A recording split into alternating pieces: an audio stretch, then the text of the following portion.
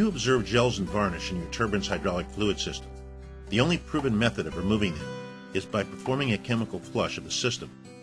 The objective of the chemical flush is to introduce a caustic chemical into the existing fluid and circulate it at elevated temperatures, high flows, velocity, and pressure until all of the varnish is dissolved or dislodged from the system.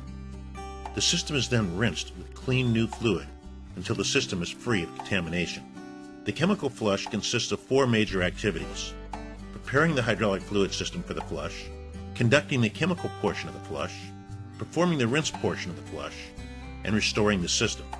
In order to prepare the system for the chemical portion of the flush, the hydraulic actuators and all system accumulators need to be removed and replaced with jumper hoses and ball valves. During the flush, these devices should be reconditioned in order to assure they are clean and in good operating condition following the flush. In some instances, the hydraulic actuators may be left in place.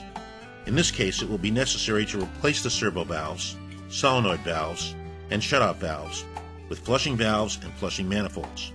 These removed components will need to be reconditioned or replaced following the completion of the flush. The main system trip valves need to be bypassed during the flush in order to assure they don't get damaged during the flush. This is done by disconnecting the supply, discharge, and drain lines and connecting temporary jumper hoses and ball valves. Since the objective of the chemical phase of the flush is to dissolve or dislodge the varnish in the system, all of the hydraulic power unit filters, except the pump inlet suction strainers, need to be removed. The air breather is replaced with a temporary vent hose directed to a waste container.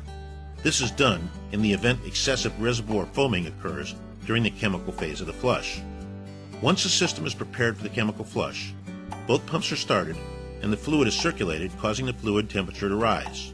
When the fluid temperature reaches 140 degrees F, a concentration of a special caustic chemical is added to the existing fluid in the reservoir. Each line is flushed numerous times until fluid samples taken throughout the flush by an experienced laboratory technician indicate that all varnish and gels are dissolved or dislodged from the system. This analysis is performed using a high-power microscope, observing both quality and quantity of contaminants in the fluid. This analysis is critical in determining when the chemical portion of the flush is complete. Once the chemical flush is complete, the system is shut down and the reservoir is drained and thoroughly cleaned. All piping low points are drained, including the trip header, actuator supply header, and coolers. Since the purpose of the rinse portion of the flush is to remove any residue left behind, the pump inlet suction strainers will be removed and cleaned in addition to installing new pump discharge filters.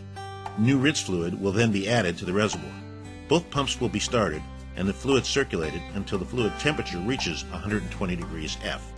Each line is again flushed numerous times until fluid samples taken on site throughout the flush indicate the system is free of contaminants. Additional cycles or filter changeouts may be required to achieve this goal. At this time, the flush is considered complete. The restoration of the system consists of draining and cleaning the reservoir one final time. All piping low points are drained, including the trip header, actuator supply header, and coolers. The reconditioned accumulators, servo valves, solenoid valves, shutoff valves, and hydraulic actuators are reinstalled. The tripping valve lines are reconnected and new filters are installed throughout the system, and the reservoir is filled with new fluid. The system is then ready to be returned to normal operation.